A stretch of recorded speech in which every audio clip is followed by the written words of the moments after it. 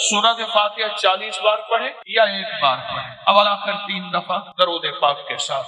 سرکار کا فرمان ہے، فرمایا جو سارے قرآن میں ہے وہ سورۃ فاتحہ، سارے قرآن کی زیر زبر سورت، قرآن کی 114، قرآن کے رکوع، قرآن کی منزلیں، قرآن کی آیات، جو سارے قرآن میں ہے وہ کس میں ہے؟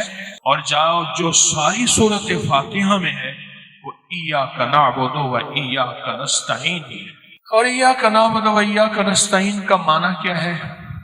مولا بندہ تیرا، غلام تیرا، بندہ تیرا، غلام تیرا، مجبور تیرا، ماتحت تیرا، پھر در کسی اور کا، پھر اپنے در سے نہ ہٹا، مولا مجھے در در کا غلام نہ بنا، تیرے در کا جو بھی فقیر ہے وہی دو جہاں کا امیر ہے، اسے بادشاہوں سے کیا غرض جو گدا ہے شاہ جہان ہے، مولا پھر اپنے در کا غلام بنا۔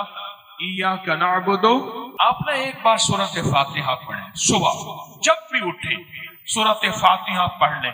سورۃ فاتحہ کو ایاک نعبد و ایاک نستعین سے آگے نہیں پڑھنا، یہ غور طلب بات ہے، بس یہاں تک پڑھنا ہے۔ اس کے بعد سارا دن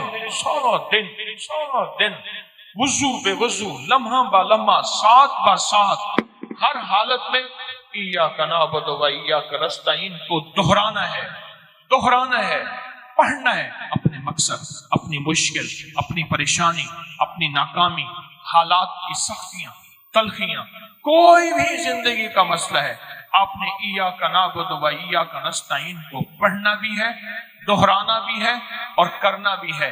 آئیں ہم بیٹھ کے، اگر آپ جذبے کے ساتھ بآواز بلند، جذبے کے ساتھ بآواز بلند، جذبے کے ساتھ بآواز بلند میرے ساتھ پڑھیں گے، ایاک نعبد و ایاک نستعین۔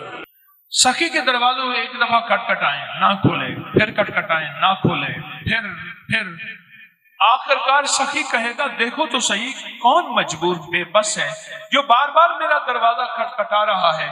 یہ سخی کے دروازے کو دستک دینا ہے، سخی کے دروازے کو آوازیں دینا ہے، سخی کے دروازے کو، اور سخی کو فریادیں کرنا ہے۔ اور وہ شہنشاہ سخی ہے جو پل میں سنتا ہے، ایک پل میں راضی ہو جاتا ہے، ایک پل میں ناراضیاں ختم کر دیتا ہے۔ میں دنیا کے سب سے بڑا مجرم، دنیا کا سب سے بڑا، میرے پاس ایک صاحب ہے، شراب پی پی کے نا اس کے ہونٹ یہ جلے ہوئے تھے، ہونٹ نا، بعض نا سگریٹ اتنا پیتے ہیں ہونٹوں پہ، یہاں آپ نے دیکھا ہوگا نشان پڑ جاتے ہیں، آپ نے دیکھا ہوگا، اس کے شراب پی پی کے ہونٹ جلے ہوئے تھے۔ میرے پاس آیا، کہا میری بخشش ہو سکتی ہے؟ کیوں کیا ہے؟ کہنے لگا زندگی شرابوں میں گزری ہے، شراب کے علاوہ جو بھی شراب کے ساتھ ہے اسی میں گزری ہے، بخشش ہو سکتی ہے؟ تو میں نے کہا میں نے بخشنا ہے، تو یہ پتہ نہیں وہ کتنا بڑا کریم ہے۔ میں نے یہی آیت بتا دی، یہی عمل بتا دی، یہی آیت بتا دی، یہی عمل بتا دی، یہی عمل بتا دی۔ میں نے کچھ نہیں کھائی کوئی ایسی چیز، ہماری ایک دوا ہے 70 شفائیں، وہی کھائی، آپ کو اندر خود ہو سیدھا خود مقام چاہتا۔ وہ بات ہے کہ کھایا کیا ہے، وہ 70 شفائیں کھاتا ہوں نا تو کچھ گلا ٹھیک ہو جائے۔ میں نے کہا ایسا کرو، یہی عمل کرو۔ کہنے لگا نہیں زیادہ نہیں کر سکوں گا۔ میں کہا جتنا ہے کر لیں، لیکن اس نے زیادہ کیا۔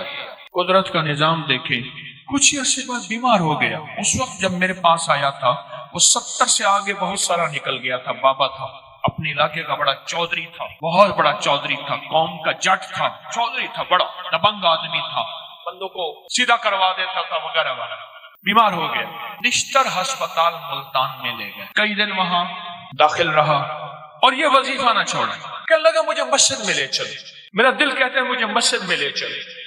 مسجد میں گیا، نماز کا وقت نہیں تھا، محراب میں چلا گیا، محراب میں جا کے ایسے سجدے میں گر گیا اور سجدے میں گر کے زور زور سے پڑھنے لگا، ایاک نعبد و ایاک نستعین، ایاک نعبد۔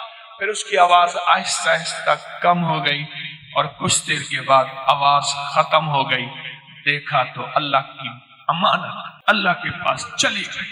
میں نے ایاک نعبد و ایاک نستعین پڑھنے والوں کے خاتمہ ایمان پہ دیکھے۔